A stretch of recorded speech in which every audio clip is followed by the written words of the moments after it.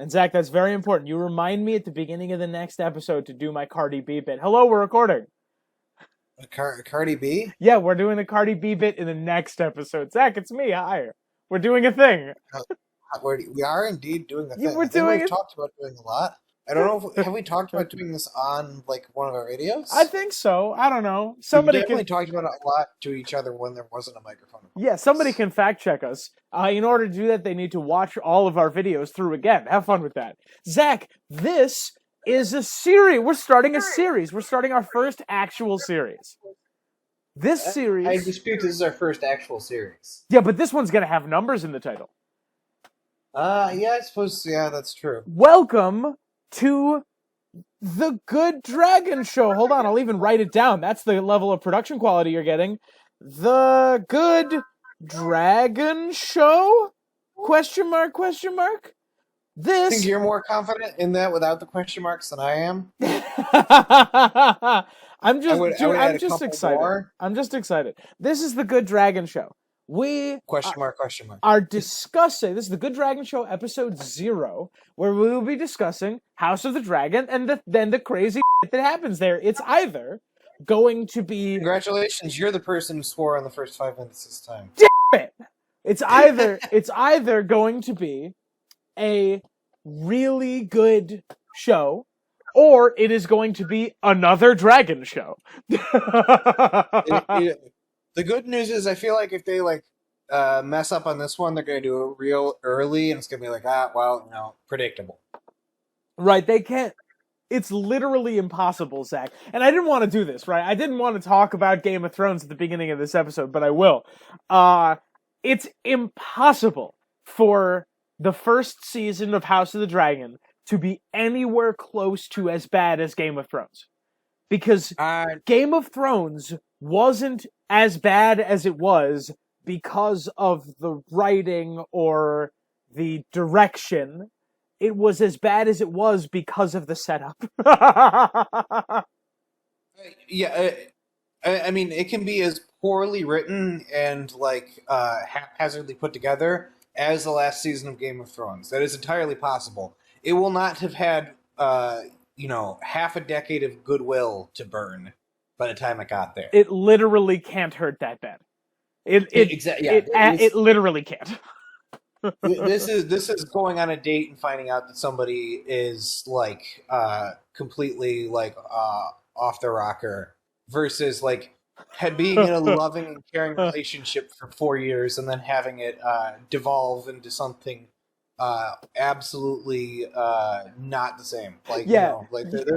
There's no level of pain if you show up for I guess there is a little level of pain if you show up for a date and it's that person could never live up to the hype. Yeah, whereas Game of Thrones was an 8-year committed relationship. You had 2 children. You had co-signed a loan on a house, and then they actually shot you in the chest twice. They burned the house down with the children in it. And you turn and look at them, and they say, "I subverted your expectations, didn't I?" Zach, welcome to the Good Dragon Show, episode 0 of the Good Dragon Show. We are going to talk about Game of Thrones. I think we're House of the Dragon anyway. I think we're going to do this sometime between Sunday and Tuesday every week after watching the new episode. Zach, are you committed with me? We're going to do this at least for the first season, I think. If at a certain point, I'm watching the show and I'm this is such a waste of my time, I'm not going to bother, I'm going to tell you. But I'll still jump in to watch you go through that. That sounds fun. Yeah, I'm happy to explain the show to you. Yes, if it becomes to the point where it's that bad, I doubt this. But if I watch it and oh god no, then maybe there's a chance I don't follow through with actually watching it. But I'll sure we already swore shit talk about it on a weekly basis. Yeah, why not? All right. This is episode 0. This will be more or less spoiler free. We are just going to discuss the things that happen before the Dance of the Dragons. We are going to discuss... Spoiler-free for the show, not so much for the book, I should know. That's correct. It will not be spoiler-free for the book. there will be spoilers abound for Fire and Blood up to and including 128 AC. There will be spoilers for the Council of 101 and some of the things that will be present in, I don't know how they're doing it. They're going to do it flashbacks or when everybody's young. There will be spoilers for that section of the show too. But it shouldn't be too bad. It's going to be hard to tell exactly what they're doing. Yeah, Exactly. They might do flashbacks. They might jump through different periods of time. I believe it has been revealed that the Council of 101 will be present in the show. I believe that is confirmed, but we'll have to wait and see exactly how that turns out. So we're going to talk about the Council of 101 because I find it interesting, and we're going to do that. And we're going to start up here at -2 AC. We're going to wind our way down all the way to here. This is like sort of your House of the Dragon required reading to figure out where all the pieces are at the beginning of the chess game. Zach, -2 AC. -2 AC is when the War of the Conquest begins with Aegon the Conqueror. I always found Aegon the Conqueror himself to be not that interesting of a character. His wives are far more interesting, which I think is also kind of the point. He was just a man on a mission, and his mission was to unite the Seven Kingdoms to the best of his ability. Unless we talk about time traveling Bram, but we won't. We're not getting into that. There's another one of my theories that requires a very long video that also has Aegon stuff written into it, and also some like leaks from Fire and Blood super validate one of my theories. Yeah. They also super validate your time traveling Bran theory. Oh my god. But that's assuming those leaks are real and not just people on the internet saying things, which hard to tell. But Aegon the Conqueror, he has 2 wives. They conquer most of the 7 kingdoms. I would like to know for your time traveling Bran thing, the North at first is not going to submit to Aegon, and they are probably just as likely, if not more likely, than Dorne to be able to guerrilla warfare their way out of that. Because the North is big and spread out and just like nasty to conquer and hold, as we've seen time and time again. Like the Ironborn could only hold certain parts of it. Roose Bolton's about to lose control of it.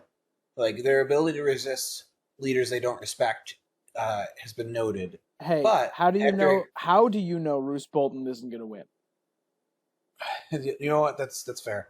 All the setup for the Night Lamp theory has been just chicanery on George R. R. Martin's part. Look, I'm not saying that I don't think that the Night Lamp theory is a good idea, but I was listening for it last time I read through, and there's evidence, but there's like 3 pieces of evidence. That's enough for George R. R. Martin. What we know is that someone else on the other side of the continent did something similar. And nobody in Stannis' camp has suggested that they will. Now, granted, I haven't read the sample chapter, so fight me in the comments. Zach, give me another date.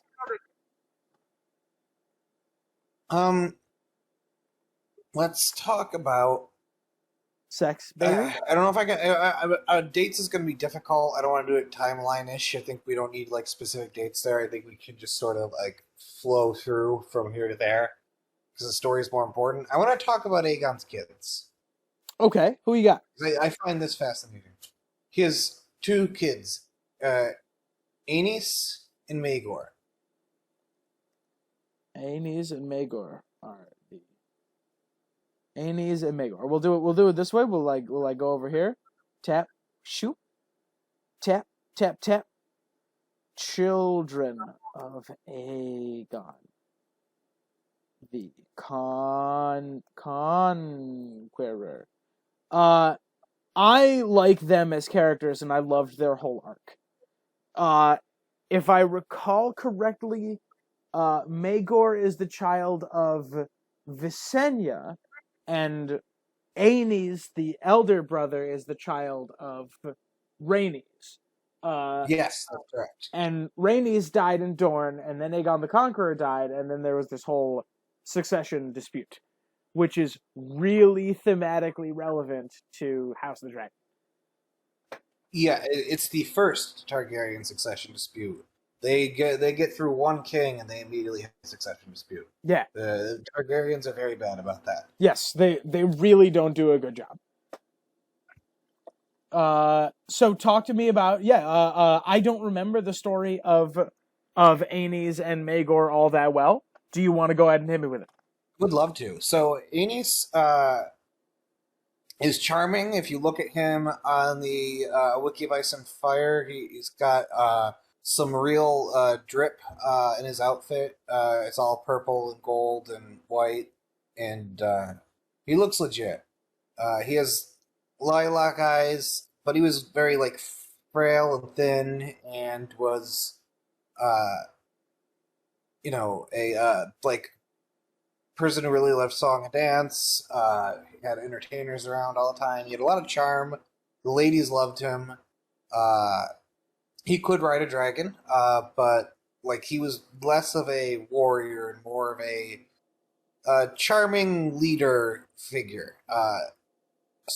Intelligent too, but not quite the conqueror that his father was.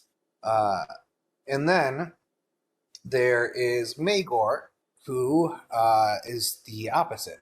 Maegor is this huge hulking man. They describe him as bull-like. He was a fierce warrior, a great knight, but he was brutal, violent, just kind of a huge asshole, honestly. And Aenys inherits at first, but Maegor comes to power. A lot of this having to do with whoever had the support of the Faith of the Seven at the time, and that was conflicted between the two for a ton of different reasons. All right, we had an interruption from a person who was trying to get a sponsorship without paying for it. But now we're back on track. Zach, talk to me about Aenys and Maegor Targaryen. Aenys and Maegor. Wait, oh goodness, from what point? I don't care. I'll make it work. So, you'll make it work. So the thing I find interesting about Aenys and Maegor, with their stark differences, is I want to get into Targaryen differences, Zach. Targaryen differences. Yeah. Go ahead. I'm sorry. Oof. Ouch. Go ahead. Oh, that sucked. Do your thing. I'm sorry. Yeah. Yes. Tom, surprise. There's a theory in this video. No, there's not. Yeah, I believe I've mentioned this before in a conversation we've had. I don't know if that was on camera or off. I think Aenys and Maegor weren't Aegon's kids. I think Aegon was infertile. Oh my god, I hate it. But this makes sense.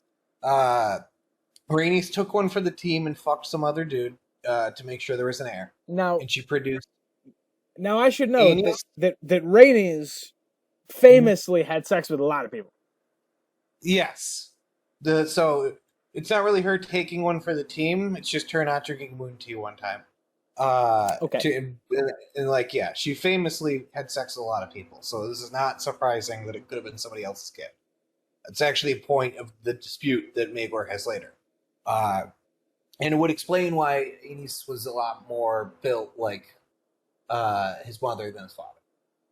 Because he didn't have any of his father's DNA. Wait, Zach, are you telling me that you have a potential father for Maegor the Cruel in your back pocket right now? Oh yes, and you're gonna do a 180 on the I hate it part. When Okay. I talk about who Maegor's. Hold on. All right. Hit me. So what, Visenya? What's famous about her? Like the rumor mill on her. That she was an excellent sword fighter. I remember that. She wielded dark sister. Yes, she was also thought to be a dark sorceress who dabbled with poisons and magic and stuff like that. Okay. We know from Melisandre that shadow babies are a thing that exists, and we know from previous discussions that we talked about is that shadow baby still out there. Imagine somebody more powerful with more access to someone's seed, we'll say, could create something of that sort. I'm saying that Maegor is a magical abomination created from Aegon's seed.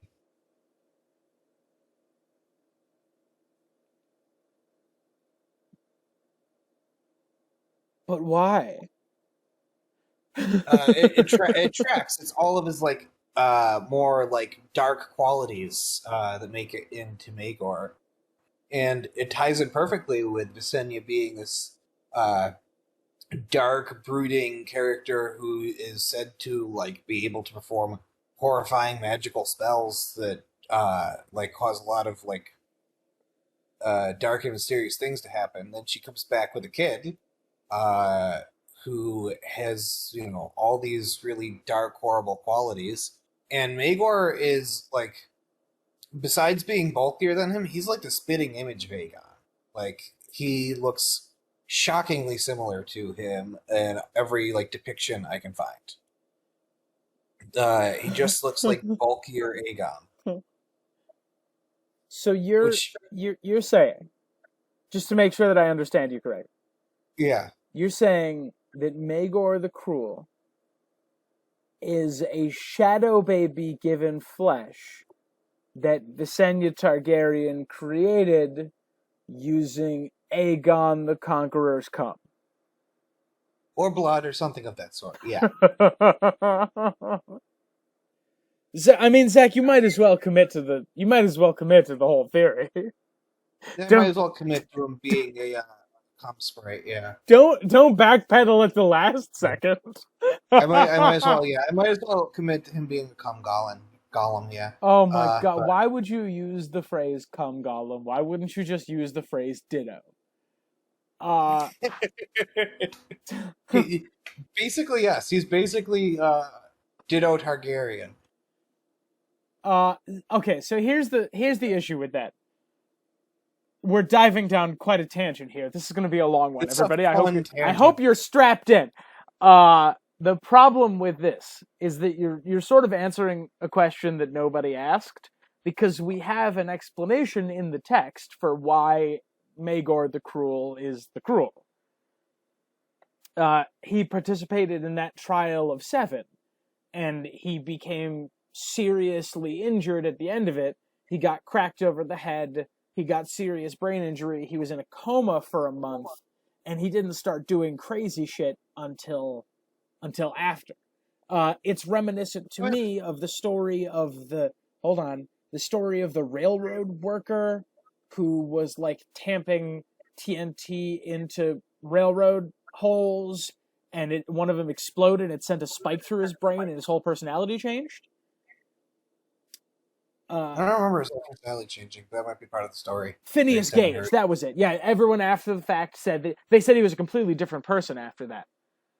That he was angrier and surlier and much less personable. He never laughed after that.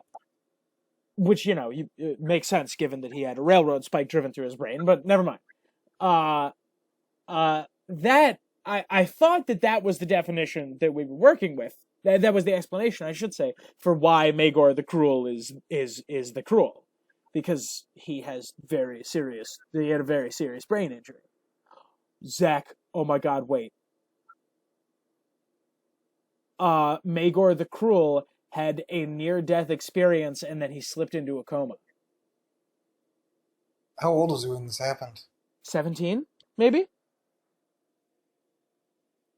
Well, hold on, we have the wiki, we can do it exact. He was born 12 AC, he died 48 AC. When was the trial of 7? That was during his claiming of the throne, right? I think so. Hold on, I'll just Control F search it. Find in page. Trial. Trial of 7 to which Maegor agreed. Why Maegor was the only survivor. 28 days later, when he woke from his coma, on the 30th day. Why don't you tell me what year? It's 41 AC. 41 AC. So he was well into his adulthood by then. 41. So he would have been 29. Yeah, 29. Maegor is notably nowhere near a kid. If you're about to argue that 29 is near a kid, I have some bad news for you. No, because we also know about Euron's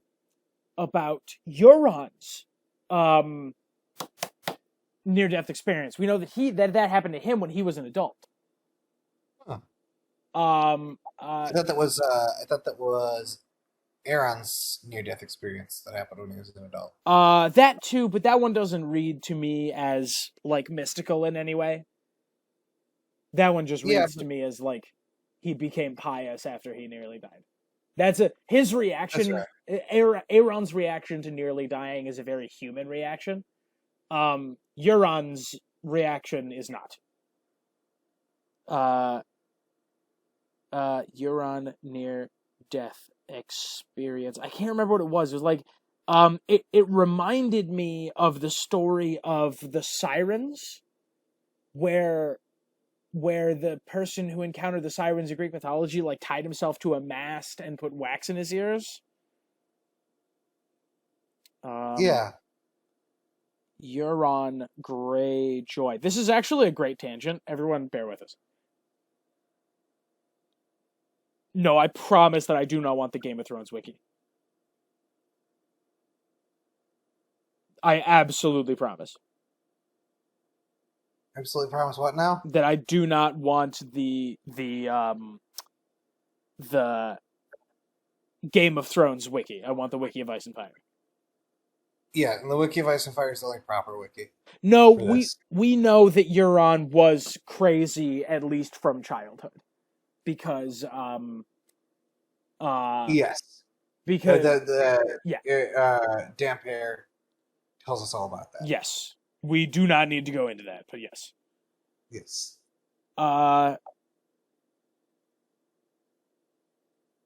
Yeah, Zach, this story has a history of people with near-death experiences then going crazy. Yeah. I've mentioned this before, and I think the younger you are, the more likely it is the mystical happens.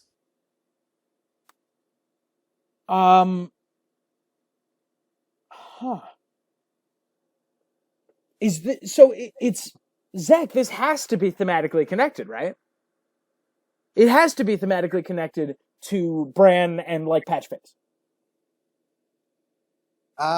It's a background character who has a very serious near-death experience and wakes up very different. Yeah, I could see that. Maybe is it another? Maybe. Wait a minute. Is this time traveling Bran? Wait, actually, unironically, is this time traveling Bran? Did time traveling Bran get in the mind of Maegor the Cruel?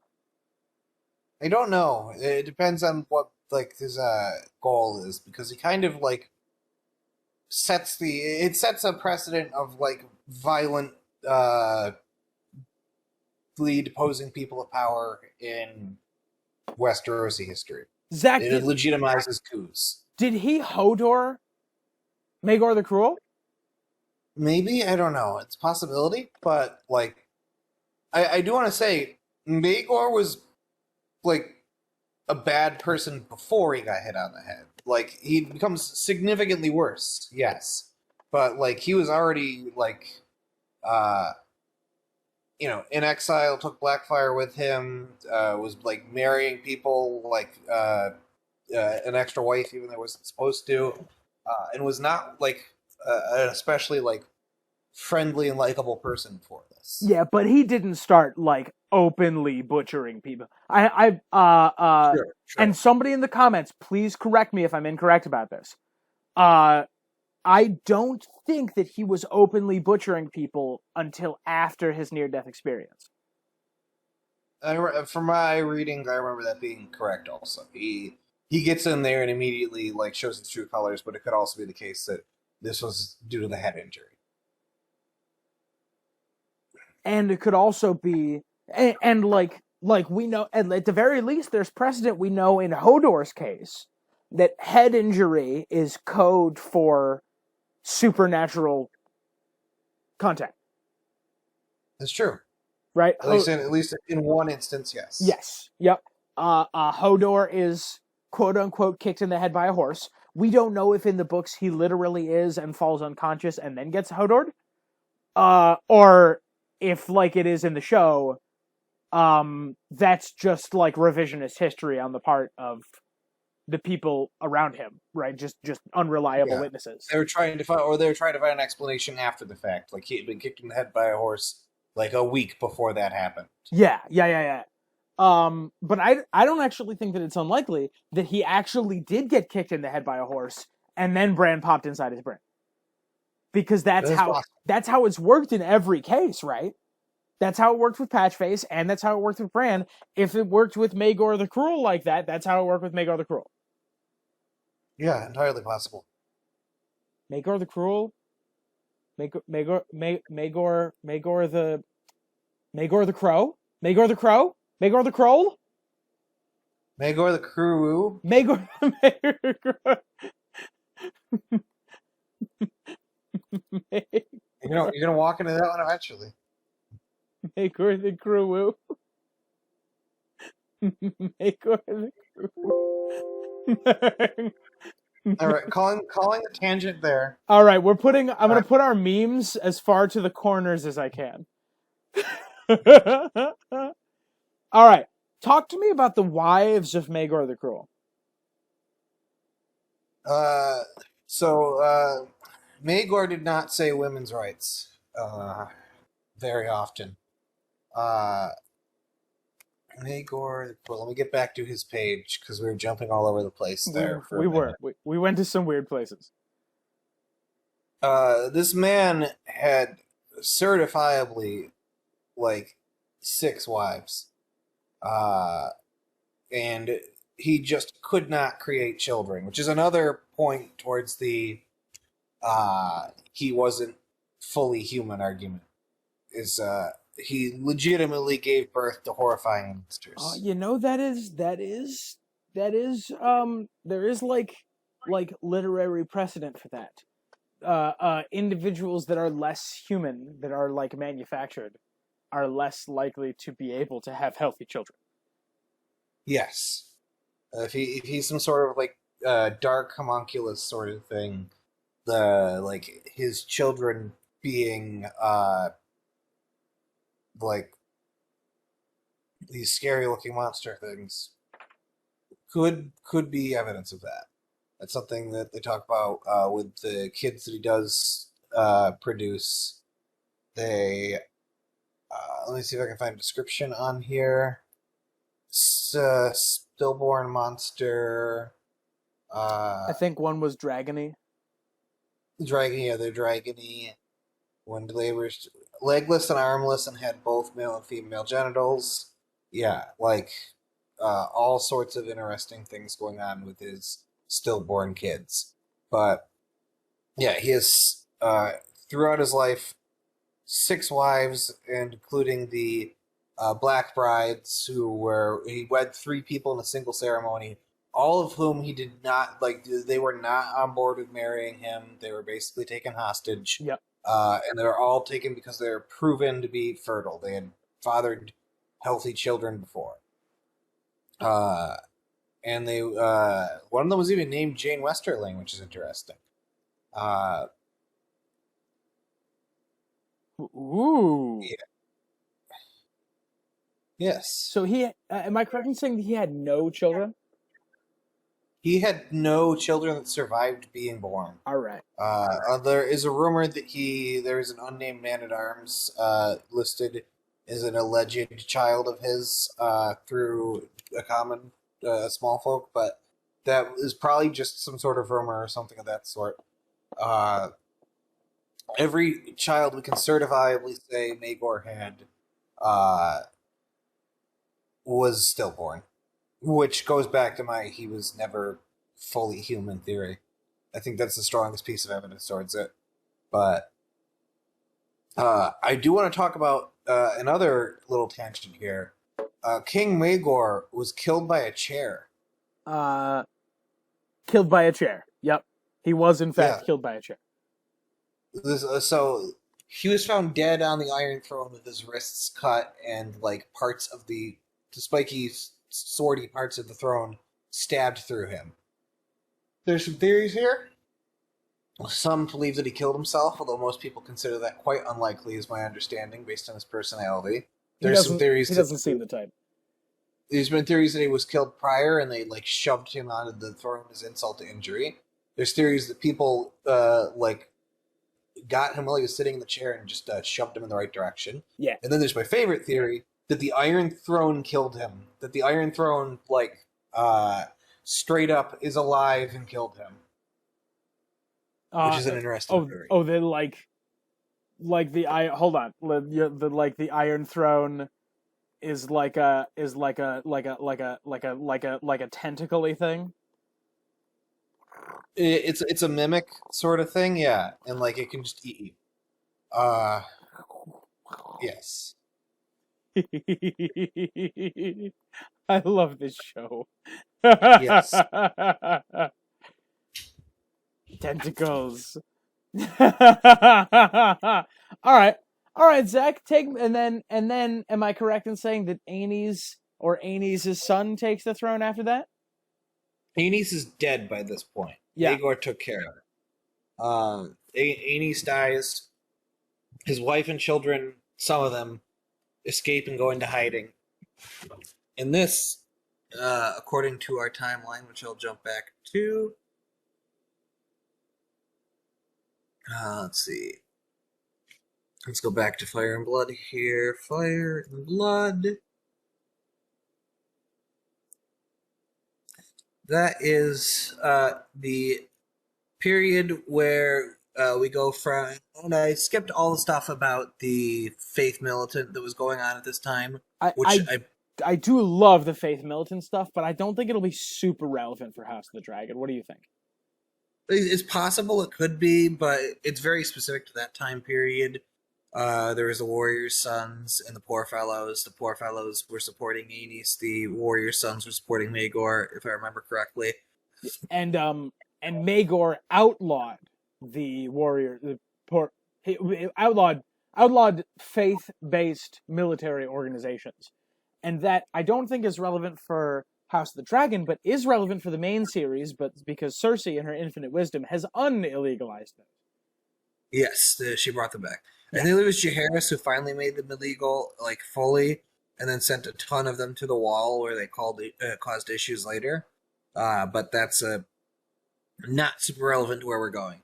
After this, we get the reign of Jiharis, who is thought of as an old king, but that's because he started off quite young and then lived for a very long time.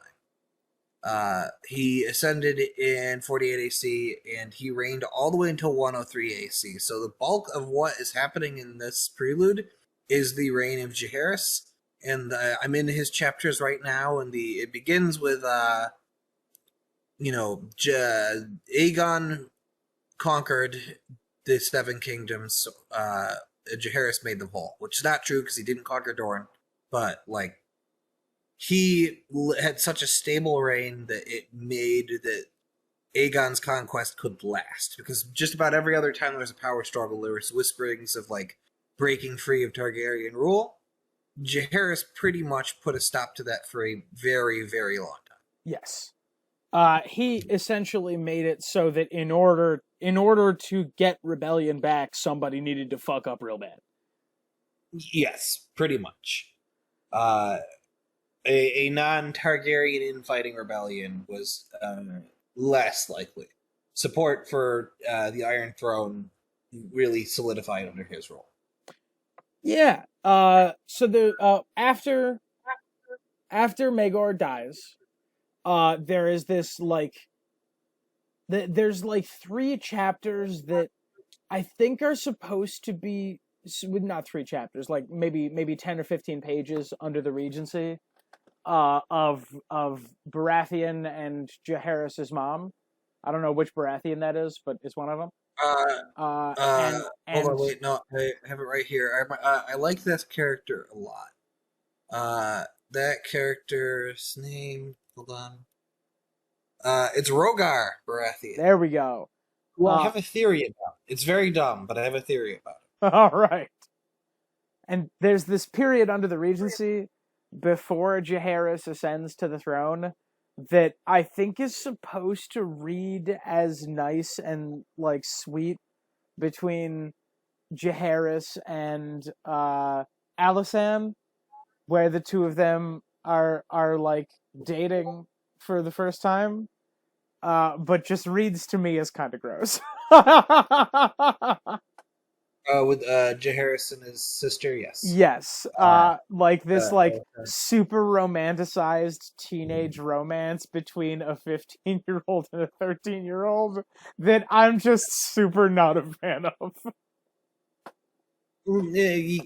There's a lot going on there. Yeah. Is there a lot going on, Zach? Well, yes, because then we had to get into the whole like Rogar sent other women there to try and seduce Jaehaerys unsuccessfully, and then one of them wrote a story of everybody she ever fucked that has like 50 different editions with chapters that might have not even been written by her, which they go on a whole like several pages about this story. Is that one of the primary sources for right before the dance? That's right. Yeah. She wrote all her stuff down as when she became a septa. Yes. Yeah. God, I love these books. Okay. Yep. So he flies back. He's on Dragonstone. He and Alysanne are on Dragonstone for his minority, and then when he's 16, he rocks back up to King's Landing on Dragonback. Which dragon did he ride? Vermithor. He rode Vermithor back from Dragonstone, rocked up into the castle yard after circling the city 3 times or whatever, and then the book is called "The Caution for Young Girls." Nice. It's one of the primary sources, but they say not to trust it too much. They used it for like some amount of guidance. They said it couldn't be used too well as a primary source because it was written largely for erotic purposes. And we haven't touched on this too much, but that's the sort of lesson to all of this, right? Is that these sources are supposed to not be trustworthy. Everything we're saying comes with a grain of salt. That it was written down by people who were not there. In most cases, and that sort of degree of separation makes them difficult to trust. So anyway, Jaehaerys was very popular. A whole bunch of stuff happened during his reign that I kind of don't care about. I kind of don't care about. I think like if we talk about Rogar, like at first like schemed to get rid of Jaehaerys. Jaehaerys forgives him. Jaehaerys has a little like quiet wedding to like avoid any controversy with the Faith of the Seven. He has a ton of kids.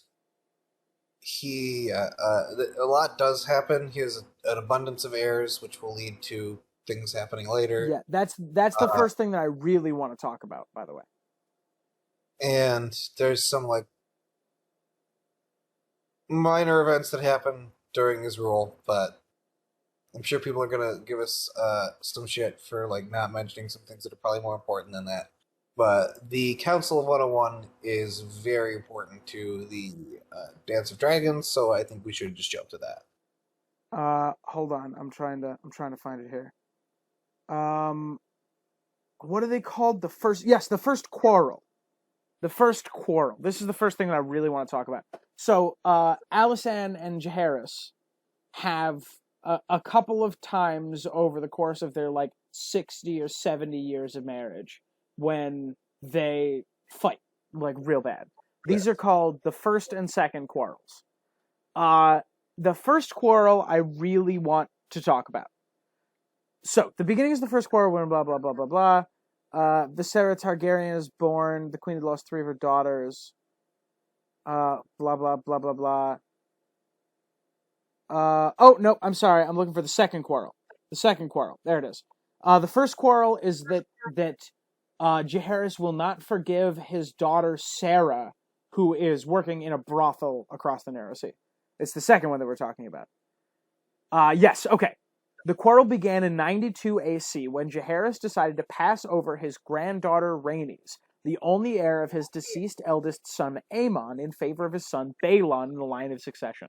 Alysanne, who had helped her husband rule for many years, believed there was no reason to favor a man over a woman, and felt that if Jiharis believed women to be of less use, then he had no need of her. Alysanne departed King's Landing and flew to Dragonstone on her dragon Silverwing, where she remained apart from Jiharis for 2 years. And that is significant to the House of the Dragon. Yes. Right? That's very important.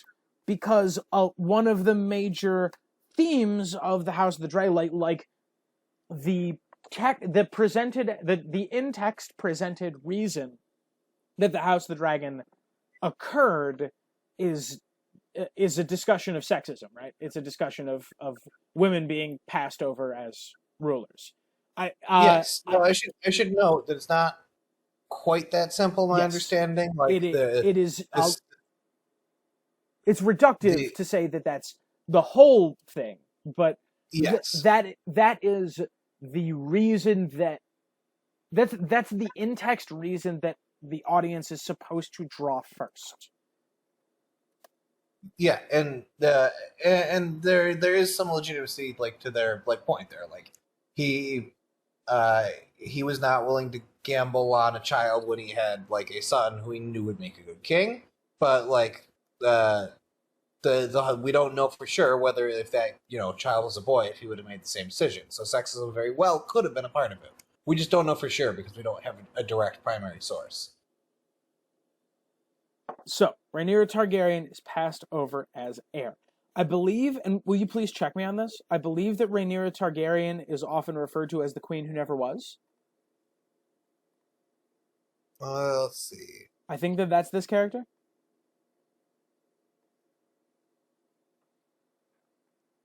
Rhaenyra Targaryen passed over in 92 AC. Let me take a look here.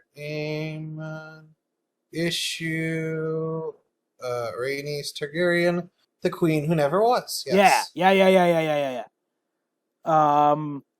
Left Dragonstone, perfect. Aemon dies of a crossbow bolt. And this happens, by the way, hold on, I'm actually going to write this one down. This happens in 92 AC. Give me 12, please. This happens in 92 AC. So, this right here is one of the incidents that starts to lay the groundwork for the Dance of the Dragons. Right. This is one of the things that leads down to here.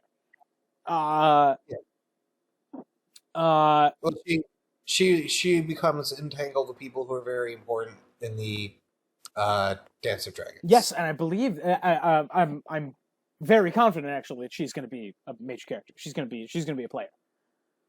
Yes. In the show. She has an actress cast. She's married to another person who is an actor cast, Corlys Velaryon, who must necessarily be a major character. And who looks baller, by the way. He does look phenomenal. I'm so excited. I'm so excited for the Velaryon raiments. Have you seen their costume design, dude? Yeah. Oh, I'm so pumped. So from the second quarrel, Aemon, right? It is Aemon. Aemon who dies in 92. Yes. Prince Aemon dies in 92. Then, Then his son Rhaenyra is passed over in favor of Balon. Then, in 101, Balon dies. Quote, Balon himself later died before his father did of a burst appendix, in 101 AC, fearing a civil war between Rhaenys and Viserys. Jiharis sent to his last remaining son for advice, Archmaester Vagon, who suggested that Jiharis call a great council of all the lords in Westeros to decide the line of succession. The Great Council of 101 AC sorted through no less than 14 claimants, great and small, but soon focused down on Rhaenys' son Laenor versus Balon's son Viserys. All right, we'll come back to that in a minute. So, Balon dies of a burst belly, which is when this completely if his argument was I know my one son will make a good king, his argument is now entirely pointless. Yes, because it's now two children, not all that different in age, I don't believe, equally unproven. Which is the problem with making that decision, right? Yes, exactly. In a monarchy, nothing is guaranteed as far as succession. Yeah, somebody can just keel over, and then good luck sorting it out. That's the thing that in the main books too. Sure, there's stuff that goes into Robert dying to a boar, but that was always the thing that just could have happened. Yeah, even without Lancel giving him too much wine. An accident taking out the king, and then his son, who everybody knows is kind of a dick, takes over, and there's no knowing how that's going to play out, is just a thing that happens all the time in monarchy, and that's a major theme of all the books. Yeah, life is flipping wild, man. Sometimes you just die, and it's important to have plans for what happens when that happens. Otherwise, there is literally going to be civil war, in 25 years. Yeah. Okay. So, Balon dies of a burst belly. I would like to take this moment to direct our gaze to Preston Jacobs, who suggests very heavily that this was orchestrated by the Maesters. I don't think that there is that much evidence for that, but I did want to touch on it, because then immediately the next thing that happens after that is the Maesters get involved.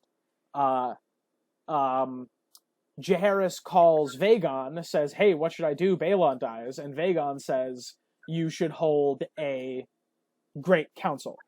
And the Great Council, as we'll talk about in a moment, makes a decision that is basically, that depending on how you look at it, can be considered to be designed to cause civil war. They choose just about the worst long-term choice possible.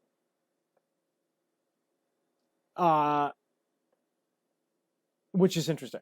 It is very interesting, and it does point out the Maesters maybe not having the best interests of the realm or House Targaryen in store. Yeah. Which we've talked about Marwyn saying that there's some Maesters don't like Targaryens thing going on. Yeah, and that lines up with a lot of what we see in the main series, where the Maesters have this anti-magic sort of thing.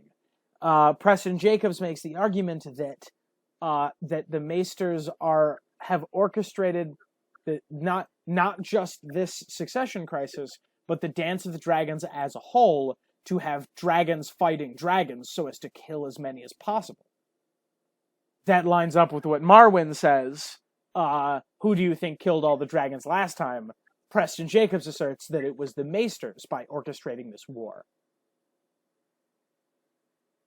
I don't necessarily agree with that, but I think it is a really, really cool line of thinking, and I'm curious to see if we'll get anything for or against it in the show. But anyway, I'm going to write down the Great Council now. I think that's a hugely important part of the story. There we go. We have the Great Council of 101 AC. And from this one, it goes, this is, and unironically, we could spend, and we probably, when we see it in the show, we probably will spend literally the whole first episode or second episode talking about the Great Council, because it's just going to be political stump speeches for like 40 minutes. It's going to be great. And it would be interesting to see how they do an entire episode that is all exposition. I've seen that done well, and I've seen that done poorly. But I've seen that done poorly in shows that ended up being great. The first episode of Fate Zero sucks. It's just people dumping lore that's necessary to understand the show. And then it picks up near the end of the first episode, and then the show is phenomenal from episode 2 through the end of the series. But you do have to get through a info dump first episode. It's gonna suck if the first episode's an info dump, but it might be necessary. No, I don't think it will be, because I think that the first episode will be... Hold on, I'll even start this. I think that the first episode will be the Great Council. Because the show is going to be told in 2 timelines. The first one when Rhaenyra and Aegon are children, and the second one when they are adults. And we know that Rhaenyra at this time is 10, 8, something like that. This is the first of this is the first one, right? This is the first thing. This is going to be the first big scene in the show, I think. Possibly. I can see it. I think it's either confirmed or I wanted badly enough that I thought it was confirmed. One of those two. Yeah, one of those two for sure. Yeah. It's either happening or you really want it to. Yes, correct. 100% chance that it's either happening or you want it to happen. Yes. You 100% want it to happen. Yeah. So the Great Council of 101 was convened by Old King Jiharis I. By the way, Jiharis does not... In the books, Jiharis does not appear at the Great Council, but I believe he is... I think just for the sake of conciseness, I think he's likely to appear at the Great Council in the show. Yep. After the unexpected death of Balon Targaryen. Yes, it is. It is. I believe that it is, because I believe we see the ballot boxes that they use at the end of the show. At the end of the Great Council, I should say. Which is awesome, by the way. Hold on, I'm getting a little bit of buzz on my end. Zach, can you still hear me? Yeah. Okay, perfect.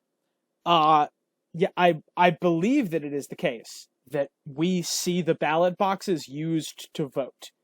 And I want to talk about this, right? I want to talk about the Great Council. We could, unironically, we could spend an entire episode talking about the Great Council, but we're just gonna talk about it for a little while right now. You ready, Zach? Here we go. Yeah. The council met for 13 days and discussed 14 claims. 9 lesser claims were quickly discarded. In subsequent deliberations... By the way, that's all of the credence that the Maesters give to that. 9 claimants were quickly discarded. That's ridiculous. This is the first time that, an argument for Maester chicanery was, this is the first time that I, was on board with it, you know? Because with my first time reading through Fire and Blood, I did not see the chicanery in the Great Council. But after listening to some discussions on it, I was like, oh yeah, this is fishy, isn't it?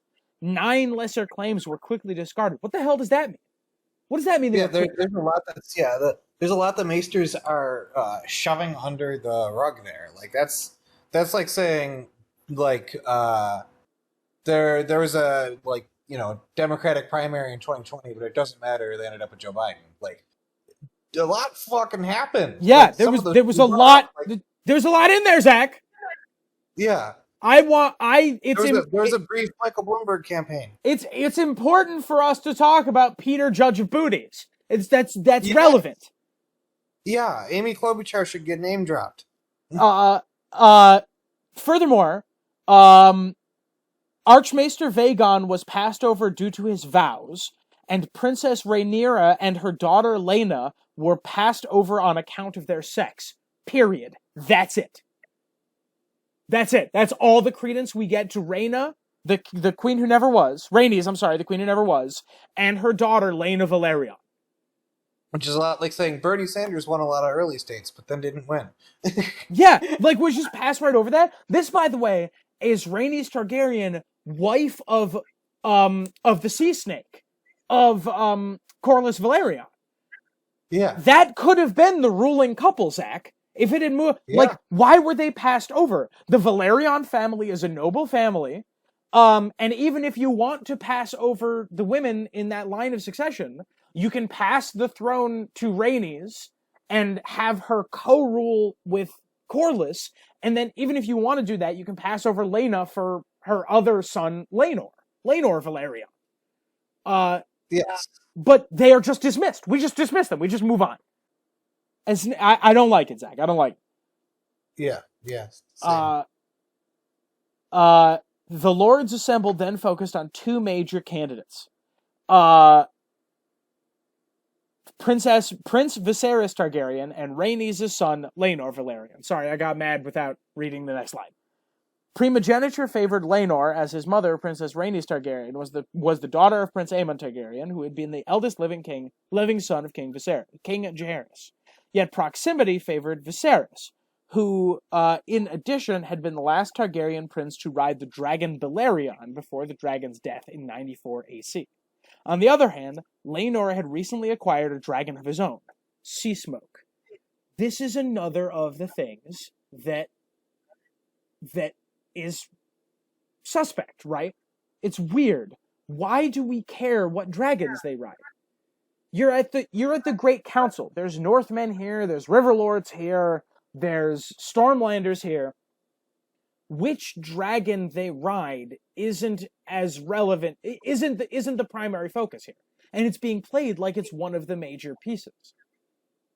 And that's stupid. Yes. Oh, come on, come back. All right. And also, what is the proximity argument is ridiculous, meaning that he is more closely related to the last king by way of generation. He's one generation removed instead of two, and that's I mean 2 generations removed instead of 3, and that's also stupid. And it's not it's not stupid like monarchies and rules of succession are stupid in general. It's stupid like it doesn't make sense. Yeah, that should be the basis for like leadership. Yeah. Yeah, and then we have this. Hold on. My phone is freaking out. Dang it. And then we are talking about hold on. My phone is freaking out. Zach, riff while I fix the problem. Well, riffing on the thing, yeah. So sure was a lot going on at the Council of 101. Zach, I'm not going to dig you out of this hole. I know I put you into it, but I'm not digging you out. Well, we weren't like a really good point to vamp, really. Vamp. How about Jerry Seinfeld? Jerry Seinfeld. What's the deal with dragons? Why are the eggs I have not hatched? House of the Dragon. I thought we called that the Dragon Pit. What do you mean? The claiming I don't have a right to the throne. You gotta believe me, Jerry. They just the meeting on Dragonstone. They've got their own dragons. It's the whole thing, Jerry. Jerry! I was there. They wouldn't let me in. Jerry! Kramer pops in. Jerry, there's a council going on right now, Jerry. There's a council, Kramer. There's a council going on right now. Okay, I found the page again. Thank you. Okay. The age of the claimants was also brought up during the discussions. Prince Viserys was a man of 24 who had already fathered a daughter who could follow him on the throne after him. Zach, that contradicts the thing 3 lines earlier. Yeah. They were passed. Lena and Rhaenys were both passed over on account of their sex, but there is a child who can follow Viserys. There's a daughter who can follow Viserys. Why don't we just go with one of the children earlier? Why don't we just go with Rhaenys? Rhaenys, who is a totally fine choice, who everyone would be fine with. It's ridiculous. It's ridiculous. Yeah. Okay. In the end, the lords of the realm saw the most importance in having the male line taking precedence over the female line. While the maesters never revealed the actual numbers, it was rumored that Prince Viserys had won by a margin of 20-1.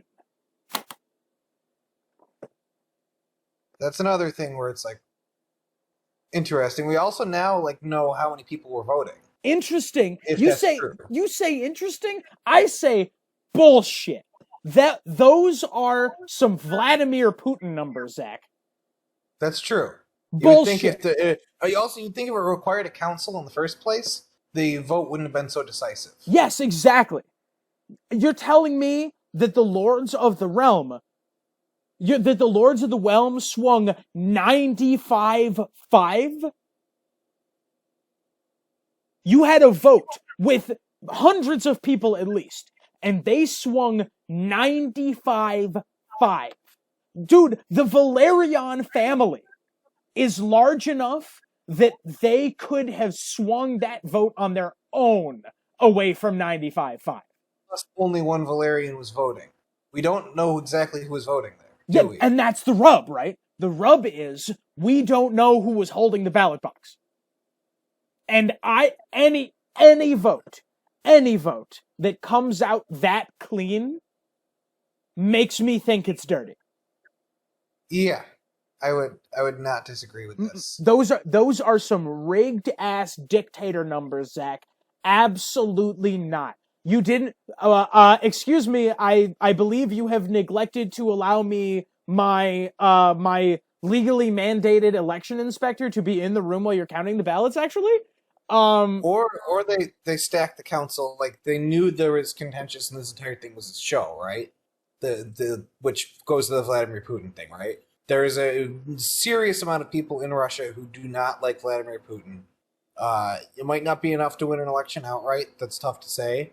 But certainly the elections that they do have do not reflect the legitimate opinion of the people. Exactly. It's not 5%. Exactly, yeah. I'm sorry. Then, I'm sorry. It's actually, it's not 19-1. It's not 5%. It's 21. It's 20-1. It's like 4%. It's it's like 96-4. Yes, pretty much. And it's probably it could be to shore up a sort of our pathway forward, our choice for king probably has 55% approval across the lords. But 55% approval is enough for a civil war to break out. We have to make it look like we are way more popular to solidify our position. Or it could be that it wasn't even 55. It could have been way less than that. And this could have been basically a soft coup of public leadership. And that is exactly what I think it was. That is exactly what I think happened. Because if this was reflective of the will of the Lords of Westeros, there wouldn't be a civil war 20 years later. Yeah.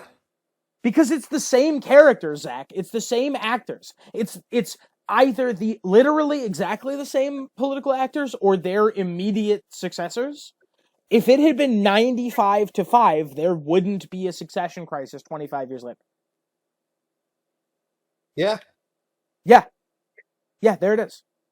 I am over the course of thinking about this, the only people that I can think who would have the opportunity to meddle with the ballots is the Maesters. And we see in one of the trailers, we see the people carrying what we suspect is the ballot box. The people carrying the ballot box are maesters chained and robed. Yeah. Now, it could also be the case that this, like, the entire thing was a fraud to begin with. But it could be at the Maester's mess with it, yes. So anyway, although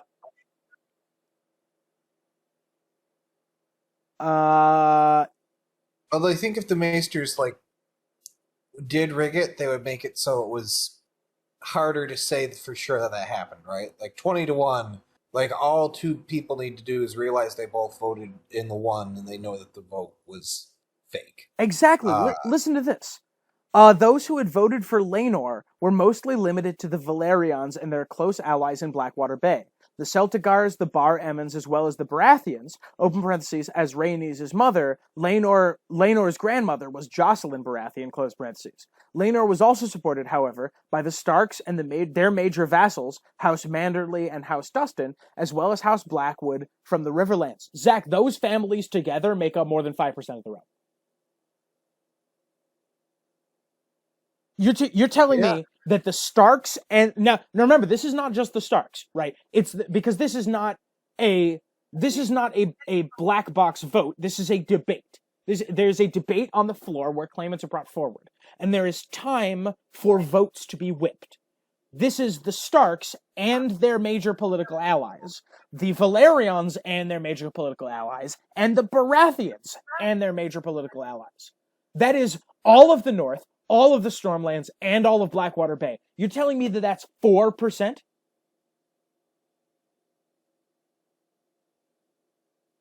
Bullshit. Yeah.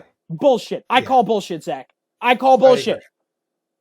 Which leads me more to believe that their votes, they were never given votes, more than, like, it was Maesters pulling strings. But it was also, like, again, we don't have full, like, sources here. It could have been not as close as they anticipated, and then the rumor became it was, like, 20-1. Yeah. Yeah. Right, like, and like the only reason we don't know who voted for whom, but we know who publicly supported whom. Right, yes. we know that the Starks publicly came out in support. We know that House Manderley and House Dustin and the Baratheons and all that. We know that they spoke on the floor of the debate hall or whatever the equivalent is going to be. Yes, and that's awesome, right? That's super. I hope that you're sort of coming around to my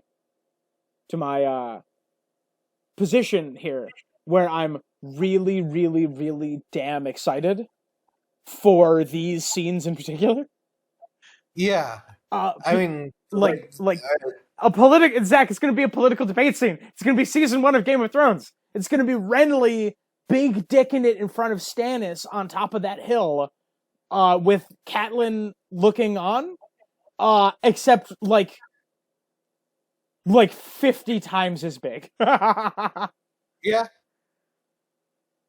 It's gonna and like we're gonna like smash cut back and forth between that and like political dealings behind. Like, I bet there's going to be a scene where the Valerians have counted their votes. Before the votes are tallied, before the votes are cast, they say, I have secured the votes of the Starks. I have secured the votes of all of my vassals.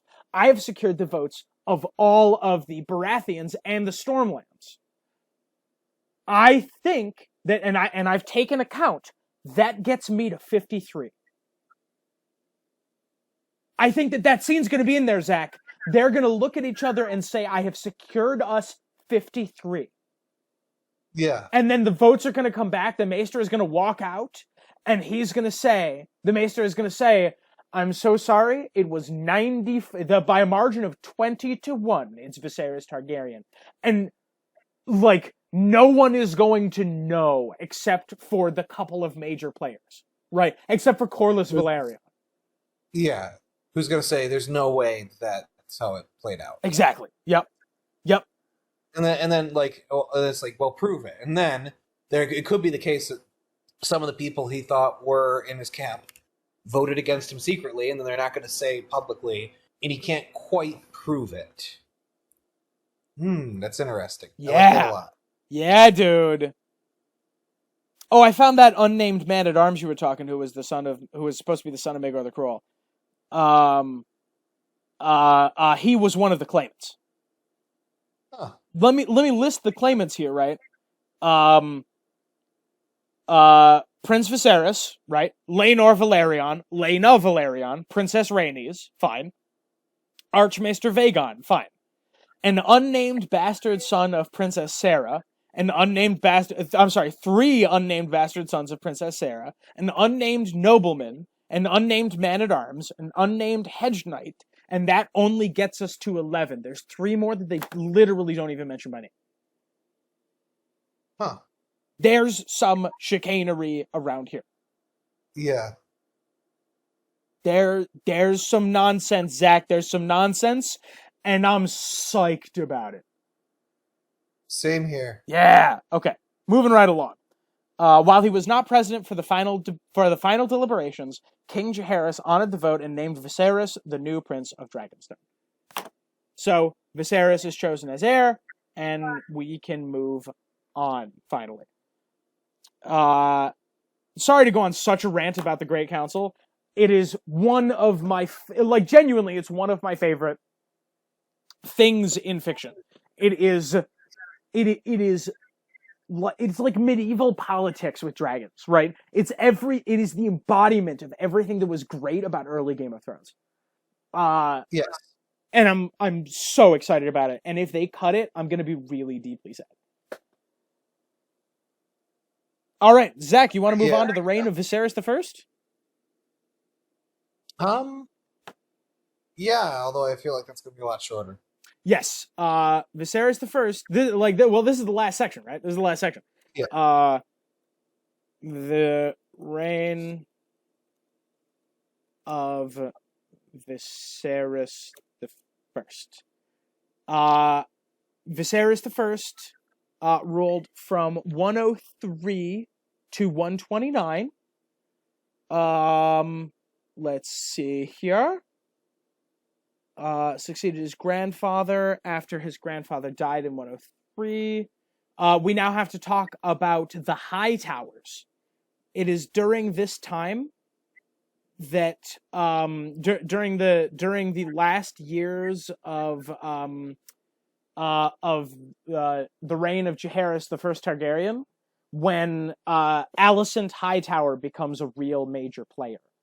Yes. She starts reading to the old king before he dies. So she ends up spending a lot of time with Viserys the First. Yes, and then Viserys has another wife, an Aeron, Aemma, but she dies giving birth to a child, Balon. And I believe their other child before that is stillborn. Although they do have a daughter who lives. And also, is notably a important part of the inheritance. But we'll get there. Yeah.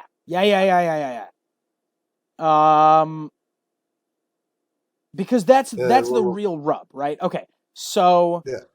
We'll get back to the highly important daughter soon. His brother is Damon. He's Matt Smith in the show. Damon is going to be a major character. He is a little cold, and at least as far as the Maesters present him, is quite cruel and power hungry. We do not as yet know if that is true, but that is at least how it's presented in the text. Matt Smith, of course, famously, most people know him from his role in Morbius. Hold on, I'll think of one. It's Maegor and it's Morgan time. Anyway. I can't wait for in House of the Dragon for the dragon to drag all over the place and shout, "It's dragon time!" time to be dragging these nuts across your face. Yes. All right. So his first wife is Emma Arryn, I believe you are correct. Yes. And his first wife dies, but not before the birth of Rhaenyra Targaryen. Rhaenyra Targaryen is the first of two major claimants to the throne in the Dance of the Dragons. Yes. Daughter, Rhaenyra. Curse these Targaryen names. Daughter Rhaenyra. And that is with Emma Arryn. But then after Emma Arryn dies, he remarries Alicent Hightower. And it is stated in the text that he did this of his own free will. In fact, no one could sway him against this plan. And I think that seems a little suspect, but whatever. Rhaenyra initially gets along with her new stepmother, but when Alicent and Jiharis and Viserys rather have another child, Alicent expects Rhaenyra to be passed over for the throne, but Viserys makes it very clear, no, I have named Rhaenyra my heir. She is my heir. She will be queen.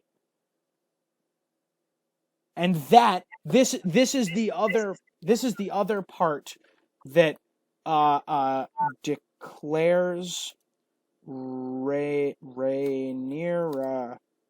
his heir. And this is the other part. This is the other like sexism commentary in this, right? He said, no, she's my heir. He made it absolutely perfectly unambiguous. Yeah, my daughter will inherit. My daughter will inherit after me. I am the king. My daughter will. One of the reasons that you picked me is that I already had a daughter who could inherit. My daughter will inherit. She will be queen. Yeah, that was baked in. That was baked in the philosophy of my succession. Yes. Yes. Yep. Yep. The fertile and healthy Alicent bore a son, Aegon, in 107, a daughter Helena, and another son, Aemont.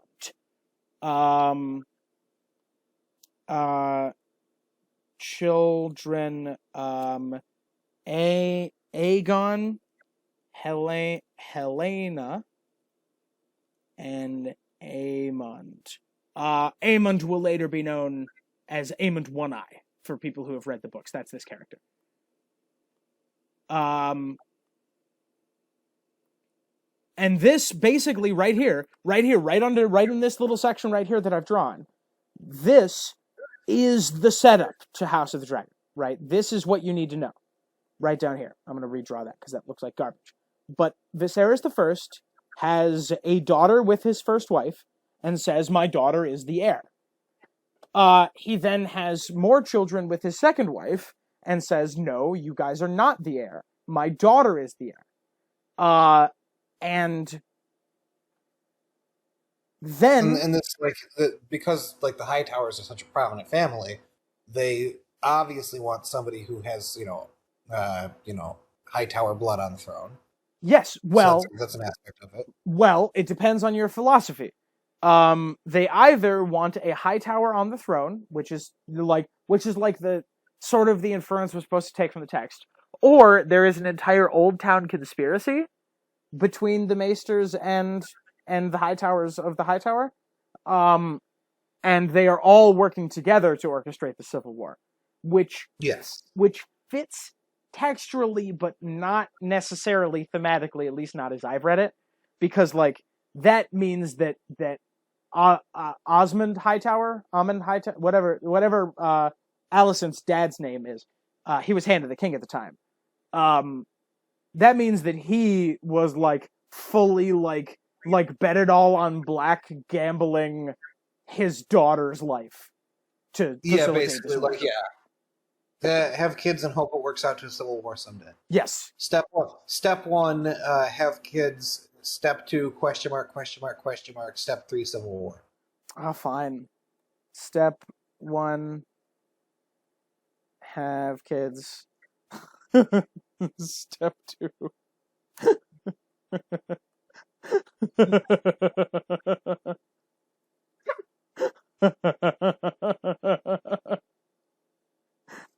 And we're gonna go. This is the enter up the. Hold on, Control U.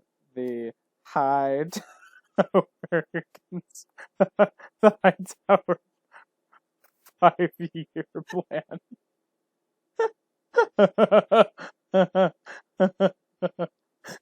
Sometimes we tell good jokes on this show. Sometimes. It doesn't happen a lot, but sometimes we do. All right, and then Zach, this is the last thing. Control A, Control U. The death of Viserys the First in 101. I'm sorry, 129. AC. And that's it, right? That's the end. That gets us up to where presumably things are going to be in the show. Yes. I think I'm pretty confident that we won't be starting here, that we'll actually be starting somewhere like maybe even as far back as this, but certainly somewhere because Viserys is a major character. He's like he is a top build actor. So we know at the very least that Viserys is alive through much of the first season. So I don't know exactly where we'll start, but I think that this will be one of the major pieces of the first season. We can draw that better. Yeah, I would agree with that. Because this is the inciting incident, right? Viserys the First dies, and I'm not gonna spoil too much, but Viserys the First dies, and Rhaenyra is not in the capital at the time, and so disregarding what Viserys said, Alicent and the small council basically just perform an overnight coup and say we're the king now. And then the Dance of the Dragons kicks off, right? And then a war starts. Yeah. So things that I'm really flippin' excited about: Aemond One Eye, Matt Smith, who we Matt. We can get into conspiracies about Viserys' death, but that's probably going to be explored in the show. I agree. So. Yep. There's a whole lot of wonderful conversations we can have about that. And I'm also like super excited about this, as you know. Like if we only get to see like flashbacks of this, I will be extremely happy. I concur. Yes, I'll be extremely happy just seeing some of that. Zach, is that our show? I think that's our show. All right. Thank you all very much for watching. I hope that you enjoyed, and we're gonna try to do this regularly. We're gonna try to do this our recording schedule has dropped off a little bit because we're both really busy at work. But we're gonna take the time at least once or twice a week, and certainly after episodes of the show. Yeah, for sure. Zach, okay. That was a lot. That was a lot that we went through. Zach, having not read this section, what do you think Zeb's favorite part of the Dance of the Dragons is going to be? Are we forcing Zeb to watch the show also? No, but I'm going to explain it at Zeb.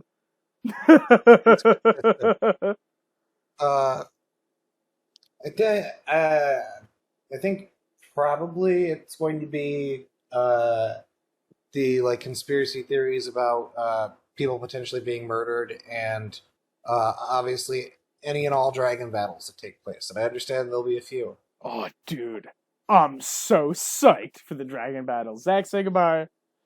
Goodbye. Bye.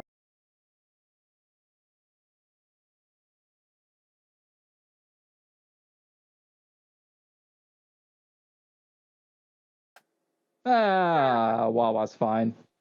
Wawa's better. Wawa is the noise that the Wawa is the noise that the worm. Wawa is the noise that the worm makes in Adventure Time. We gotta get back to the recording. Are we talking about Adventure Time? Watch Scruffy Ruffians tomorrow as of time of recording. I don't know when it's uploaded, so it might be later today. It might have been yesterday. Get out of here.